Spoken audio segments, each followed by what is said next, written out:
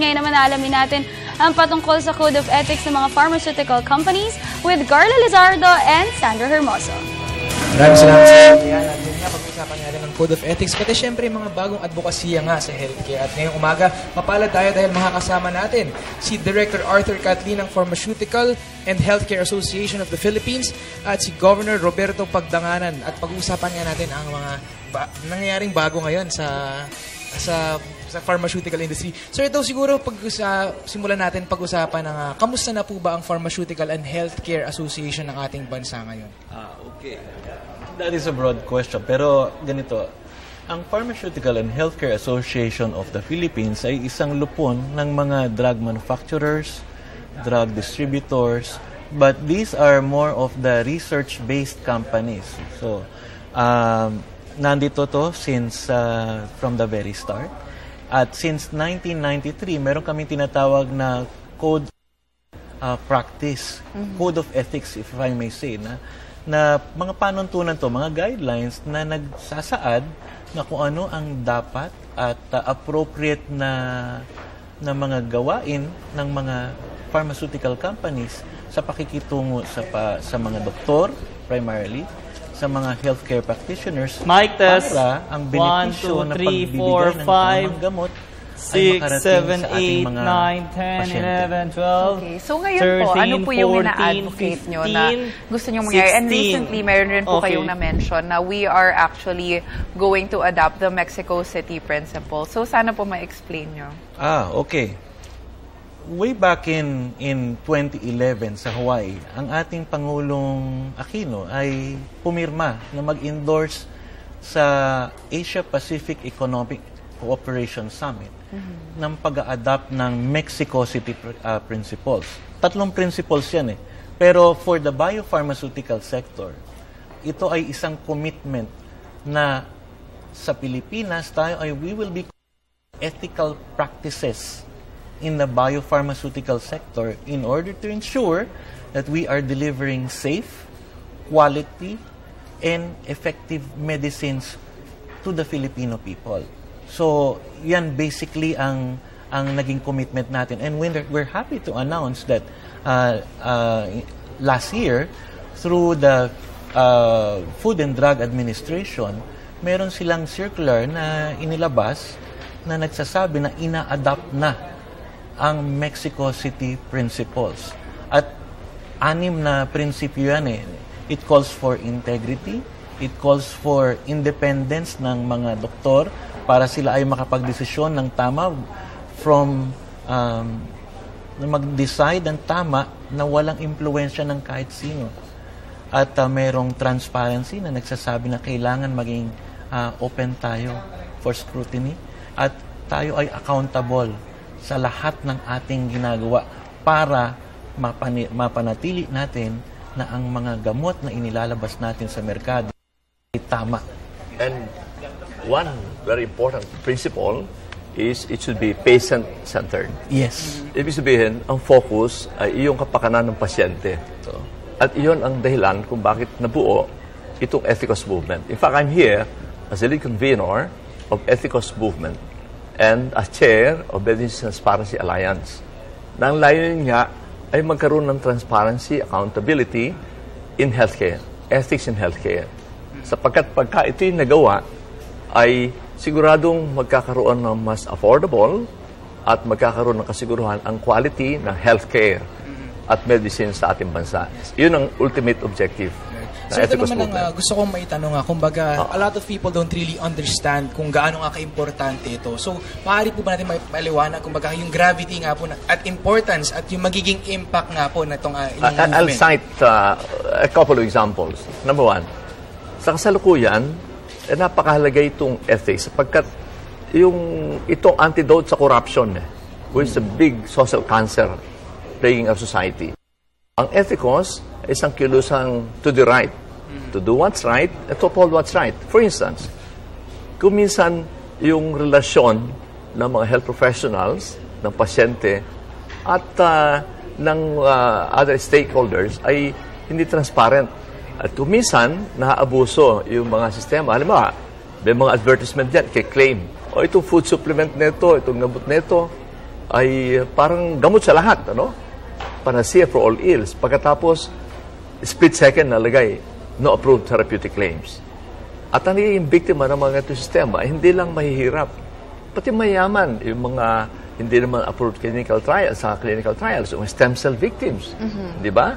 May nadyaryo na yung sa isang summa cum laude pa nag-graduate. Yes. May isang prominenteng official ng gobyerno na naging biktima rin ito. At meron din mga sistema kung minsan, hindi lahat, ng mga health professionals, papadala sa abroad, kunwari medical training, education, pala buong pamilya ay kasama, no? So, yung mga pag-abutan ang nais natin ma-correct. Dahil in the end, ang pasyente naging biktima nito eh. At marami rin naman ngayon ng mga health professionals na tama naman. At meron silang codes of ethics. Pati ang yung Philippine Association of Pharmaceutical Industries, nagkakaroon na rin silang finalization ng kanilang code of ethics. Yan ang gusto natin mangyari. Okay. Para noon, talagang maayos natin itong healthcare sa bansa natin. Ethics is everybody's business.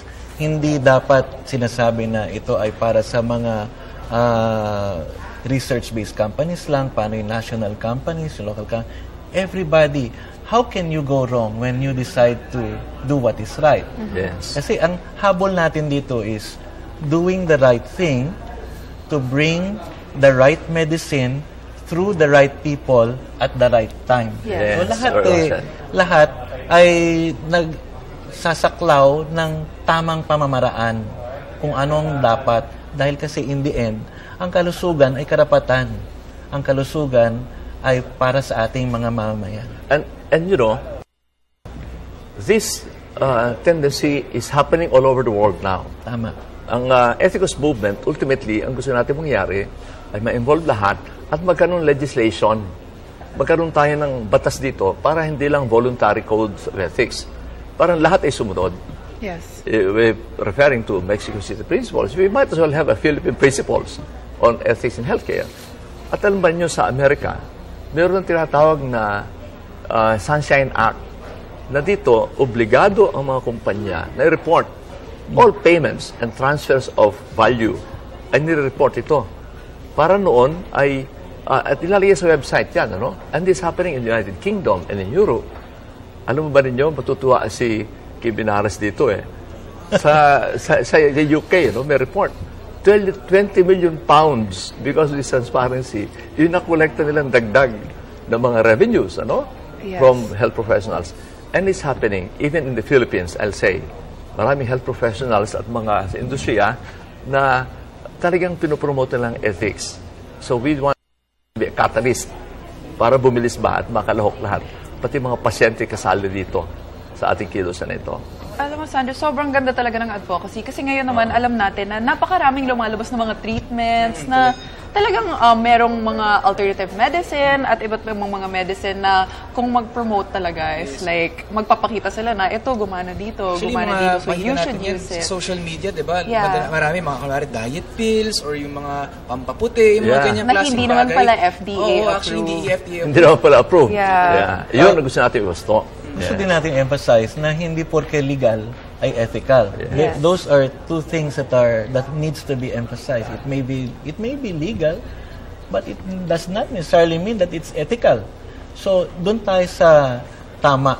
At natutuwa kami na consistent ito doon sa tuwid na daan ng ating Pangulo. Yes. At ang etiko sa Tampihap ay nandito at nakaagapay para i-reinforce pa yung mga Filipino values. Sinasabi natin, Pilipino tayo. So ano ba mga Filipino values na rin natin? Honesty, trustworthiness, integrity. Yan ang mga bagay-bagay na kailangan nating paigtingin at palakasin pa. Oo. So, meron po bang body na magbabantay dito sa Code of Ethics na i-apply natin? Or talagang parang you're really spreading awareness para parang yung sarili na rin yung magbabantay? Go. We are for self-regulatory system Yes. as it is now, no? But ultimately, yung mga voluntary system doesn't work entirely. Yes. Kaya nga gusto natin ultimately magkaroon ng legislation. Magkaroon ng batas like the Sunshine Act in America, like what they're doing in Europe.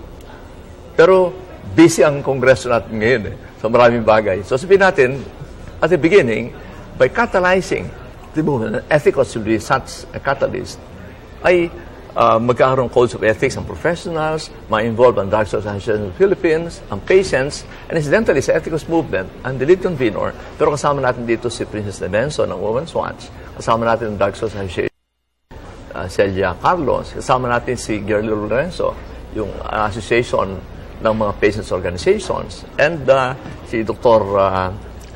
Tony Leachon, no, ng College of Physicians. So, sama-sama to. Pero ang ultimately nga, ang gusto natin, yung sinasabi nga ni Dr. Kathleen, ethics. If I may mention, alam mo sa Rotary, meron kaming, and I'm the district governor nominee of Rotary, may 4-way test kami dyan Is it the truth? Di ba? Is it fair to all concerned? Will it build goodwill and better friendships? And will it be beneficial to all concerned? So yung parang ganito din yan Di ba? Nakapakanan ng lahat, by promoting transparency, accountability, by catalyzing people, and using social media, as Sandro said, no? Incidentally, meron po kami yung or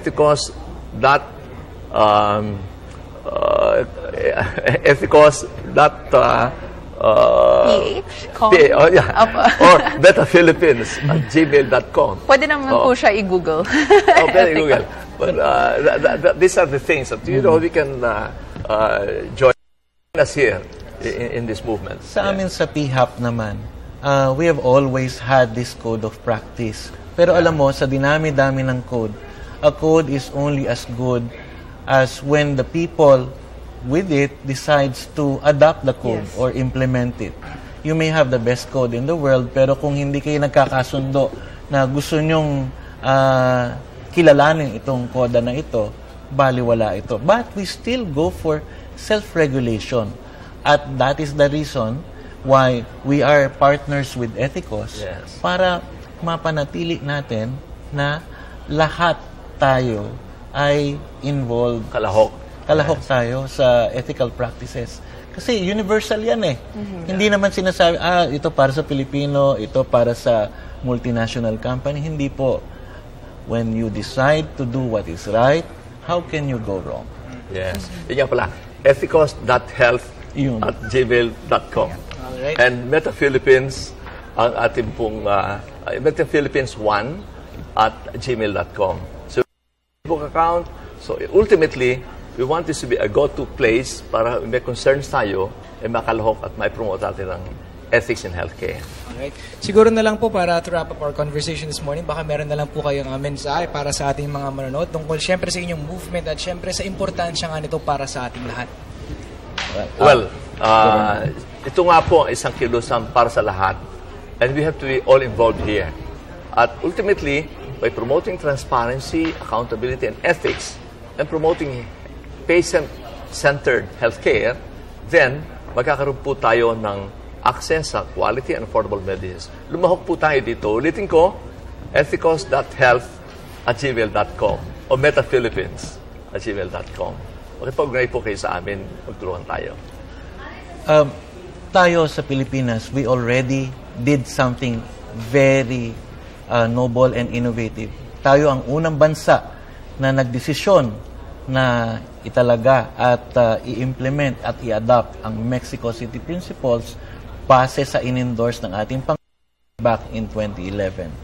Let us not stop and continue on with the momentum. Kami sa PHAP, we have always been there to promote ethical practices, hopefully to level the playing field, to deliver the best medicines to the people, and to make sure na lahat tayo makikinabang. Maraming salamat po. You know what, Sandro? It's very important nga na makilahok tayo dito sa advocacy na ito. Dahil alam mo ba na, alam naman natin na kapag magkasakit tayo dito, napakalaki ng babayaran natin. Pero there are actually other countries at possible ito na halos wala kang babayaran dahil nga patient-centered ang healthcare industry. Kaya napakaganda na napag-usapan natin po. Sana nga mangyari din sa atin yan dito sa ating bansa kasi alam natin na syempre kailangan natin ng ganyang klaseng tulong dito at ngayon nga nakita natin na example sa ibang bansa at talagang napakaganda ng estado ng kanilang healthcare system at this is something na sana ma-adopt rin natin na sooner or later. Okay? Thank you. Alright. Maraming salamat po. The most expensive medicine is the medicine that does not work. Yes, that's true. To join the movement to the right, to uphold what's right, and to do what's right. Ethicos movement po. Thank you. Alright, maraming salamat. That was Governor Roberto M. Pagdanganan at syempre si Director Arthur T. Cali. Yan, maraming salamat po sa inyong panahon ngayon. Maraming salamat po.